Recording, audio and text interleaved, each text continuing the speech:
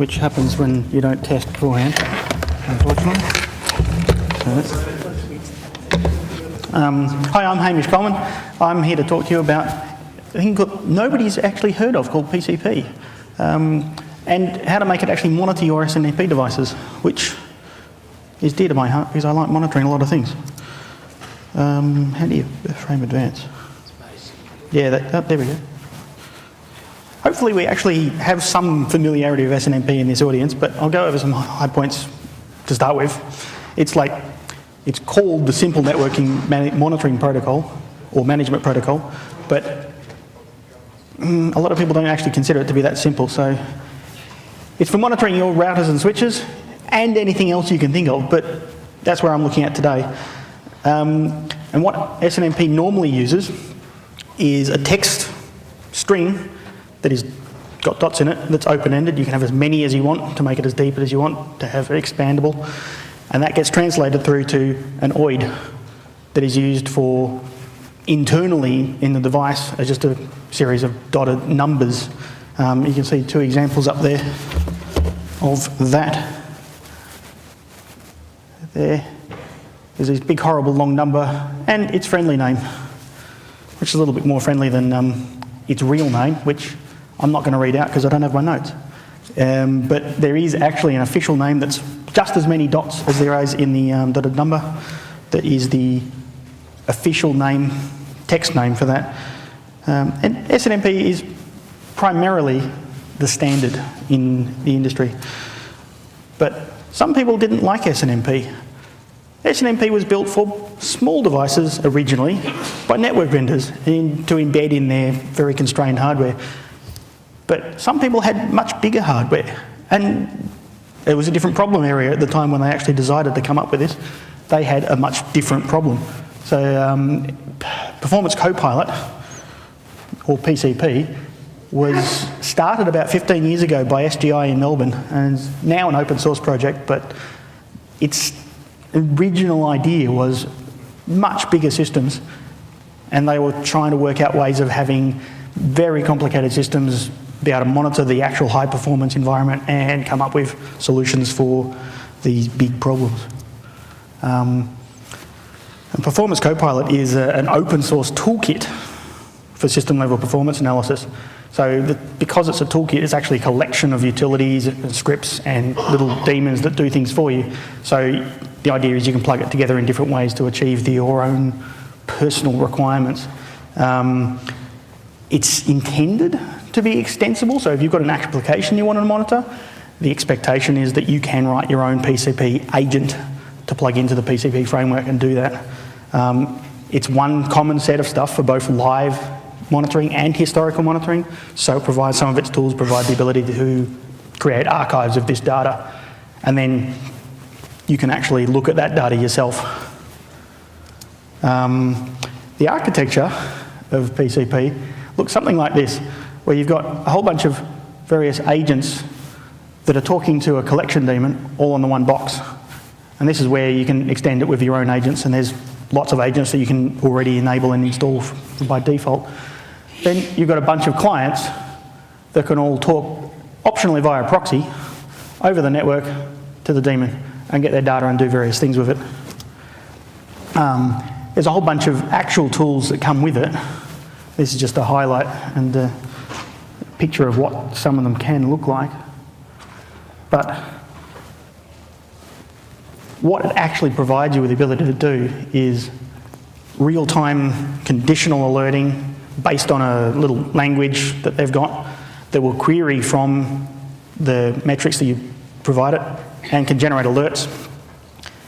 Provide you with the ability to have your logs from last week and compare them to what's happening today and go, well, I've got the real-time query here showing me a specific metric, and I've got the archive query here showing me exactly the same metric from last week or last month based on my logs, and you can query the same data with the same set of tools, which is quite convenient when you actually want to do that kind of, I don't know what's quite wrong, I'm going to compare it and find out, which is helped along by a little tool in it, which is called PMWTF, which allows you to just say, well, hang on, what's different between these two? And it'll do a bit of summary for that. So there's a bunch of little tools to help you with that kind of thing. And as you saw in the previous chart, there was a charting tool, which actually I will go back to, because my demo won't work because I'm not on my laptop. There's a charting tool that you can run up and bring up the various charts. This can chart multiple different metrics on the same chart, multiple different hosts in different windows, or even on the same chart if they're comparable. And you can bring in side by side an archive at the same time. So you can do that both with text mode tools and the GUI tools. So compared to SNMP, there are a lot of similarities, but on the whole there is actually a very small number of differences. Philosophically, they have built SNMP to be extendable to the extent of anything can be extended, whereas PCP is a little more limited. You can have a fixed number of actual things you're monitoring. You can't actually extend it too far. And as the comparison to snmp, we've still got a dotted namespace where you can have as many text names as you want, as deep as you want, but that translates to one small number. It's all represented by a 32-bit number, of which about 22 bits are available for your metrics on this host in your agent. So if you're writing your own agent, you've got about 4 million metrics you can monitor, which is still plenty, but it's a lot less than having a completely open-ended space like SNMP. So it's a bit of an impedance mismatch when you're trying to compare the two of them. Now the other comparison is that the PCP agents have all the metadata as well as the data. So with SNMP, you load a MIB file, a management information base file, which provides the metadata, any help text, any translation between numbers that you don't make sense of, and what that actually mode is in a text string, and how you'd use it. That's all in the MIB file, which sometimes you have to go and find. With PCP, that's all in the agent. So the agent provides all the metadata, any help text that's written, and all the metrics of whether it's a per second or a kilobits or what kind of data you're actually monitoring. So it's a little bit more effort to build that into the agent, but on the other hand, it means there's less effort trying to find things. So why did I actually want a bridge to SNMP? Well, we have a lot of metrics that we're collecting using PCP at work. We go through huge numbers of metrics that we log on archives and keep for, I think we've got archives going back to 2006. But that's great until you actually need to monitor something that you cannot install a PCP agent on. So we've got a very small amount of information for our non-PCP devices. All our monitoring, all our alerting is generally generated via PCP alerts. All of our long-term trending and performance analysis for what we need to actually resize and scope for the next version of stuff comes from our PCP archives. So because we don't have that flexibility to monitor anything that's not PCP, we don't have a clear idea of what's going on with that. So I figured the best way of looking at this is to actually have a PCP bridge, combined with the fact that it seems that the rest of the world use SNMP, and we're in a very small minority with our PCP stuff. Finally, I couldn't actually find any general purpose PCP gateways. There are one or two examples in the PCP environment of specific metrics that somebody once wanted to monitor, this one thing, and the only way they could get that data was through SNMP, and they ended up querying that via SNMP and then exporting it through PCP, but it wasn't generic.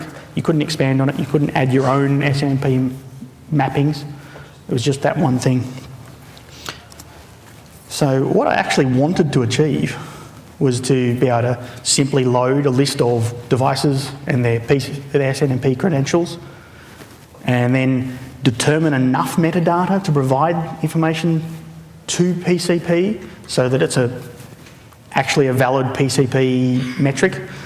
So that means I have to invent or load the metadata that snmp doesn't have, and then end up with the ability to have a side-by-side comparison of both snmp and PCP data, so that if we've got some kind of alert or incident that we're monitoring, or even the trending of our performance, I can show the application statistics compared to the switch statistics and have them all in the same comparable space.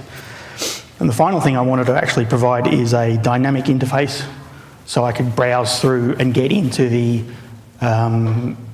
various OIDs that are offered by the snmp devices on an ad hoc basis. So not something specifically that I knew I needed in advance to monitor, but something that I was like, oh, I wonder what this variable is doing. Let me try with my standard tool set, with my standard graphing environment, to drill down into that device custom OID and get it to show it to me. And then if it looks like it's interesting or reporting something useful for me at this point, I can then decide whether or not to statically add that to my normal set of things that I log. But I don't have to reconfigure it to get to that point. So that was an important one for me, but unfortunately it wasn't something that I was able to achieve. Now I won't do the demo because I can't, so I'll just jump through here to the not demo. So I'll bring up a PCP chart program, and I've added a new chart. And what it actually shows you is a list of various metrics that you can have in a tree format. So each one of these top level names shows you kind of the scope of the things that you can monitor. If you're building your own agent, you'd end up with another top level name like that generally, but not all of these are representative of a specific separate agent. And then you slowly drill down into your tree to find the actual OID that you want to monitor. I've only configured this example with, well, actually, I've configured this example with 2 hosts. And if you have more hosts, they show up here with my gateway. And you just keep drilling down, and you can see already that there's a bit of a problem there. If you drill down far enough, you eventually find the metric that you want to monitor. But this is the full snmp OID, which makes it a little bit unwieldy. And then when you monitor it, you end up with, as expected, a graph, which is a little bit less interesting than it could have been, because it's not moving, which was what I was going to show you. So some other things that you can do is you can actually, on the command line, do various queries for it and say, okay, here's a similarly deep OID, and what I'm getting back is, for that one PCP metric that I'm asking for, it's returned me an instance domain set of values, which is a rather laborious way of saying it's returned me a column. And you can see here what I've got is the list of names for my interfaces, which I've used that one there in the not demo that you didn't see to select which one of the devices I wanted to actually show. And this is all driven by a very simple config file. This is a complete config file at the moment. The one I've got running is a little bit larger than that, but this would work. And you have to actually specify the snmp data type in order for my bridge to calculate the appropriate data for the PCP client to make it a valid PCP metric. And then there's a hint so you can, if you run the right query, you can actually get some hint of what the hell that number is based on this text string. So there's a bunch of things that remain to do. Primarily that dynamic mapping that I was talking about, which was kind of limited by the fact that the Perl libraries that I was using to interface with the PCP didn't expose that functionality. So I need to go back, fix the Perl libraries first, and that in turn would then allow me to implement the dynamic mappings. So there's a bunch of other things that I'd like to be able to do with this. And in fact, unfortunately, I was hoping to be able to say that it's available from the Performance Copilot homepage, but it's not. So if you want, have a look. I've got a little project tracker up that has a reference to my Git repository with my changes in it. I'm in discussion with one of the maintainers to get it folded into the PCP repository, which hopefully will happen shortly. Thank you for your time. I had hoped to be able to tell you how this worked in production. About 3 months ago, I thought I was going to have this in production and therefore have some experiences to share with you. Unfortunately, our priorities changed and we still don't have it in production yet. I still hope to have it in production soon, but soon always seems to be tomorrow. Any questions?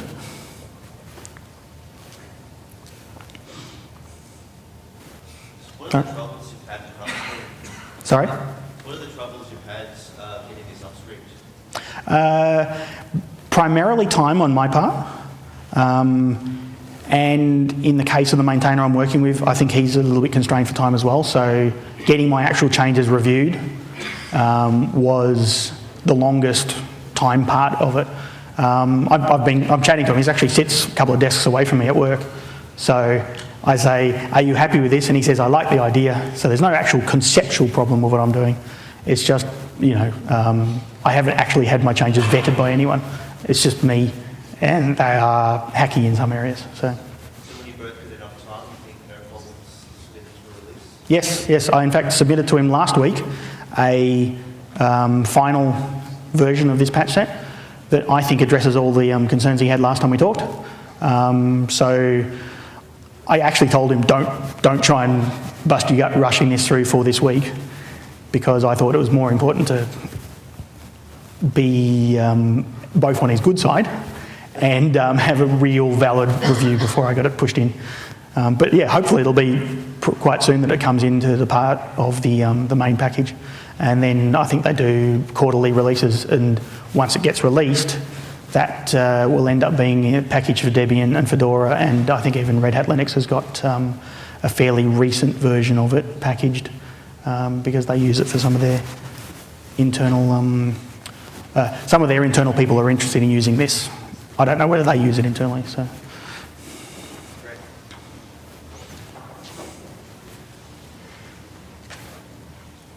All right. I don't think that's any more questions, is there? No? Thank you very much.